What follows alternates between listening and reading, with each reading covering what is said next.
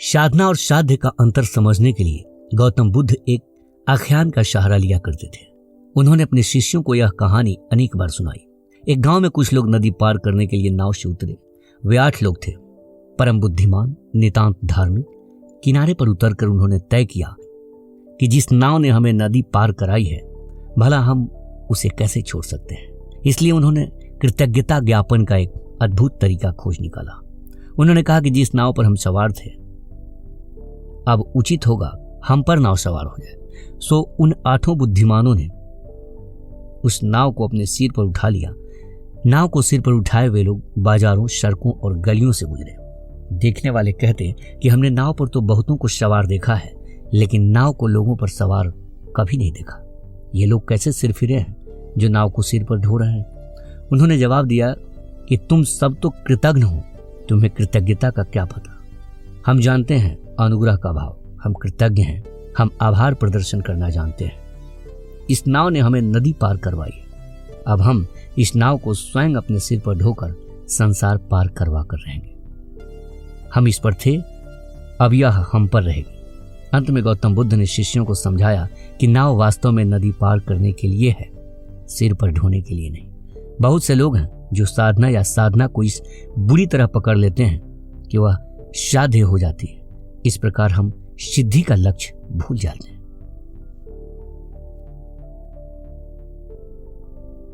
भले ही सबका रास्ता अलग अलग हो, परंतु मंजिल सभी की एक ही होती है।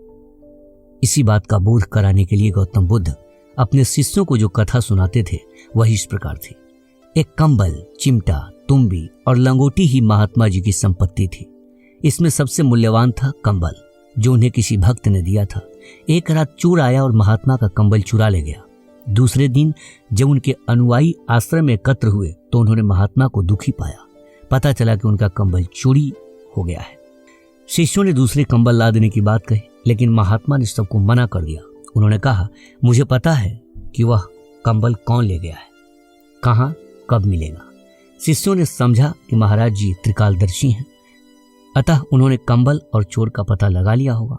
उन लोगों ने महात्मा से प्रार्थना की कि चोर के बारे में बता दें ताकि उसे कंबल सहित पकड़ कर लाया जा सके। महात्मा का कंबल चुराना जघन्य अपराध है। कंबल बरामद करने के लिए अतिरिक्त चोर को उचित दंड भी मिलना चाहिए। तभी महात्मा जी उठ खड़े हुए और एक ओर को भागने लगे।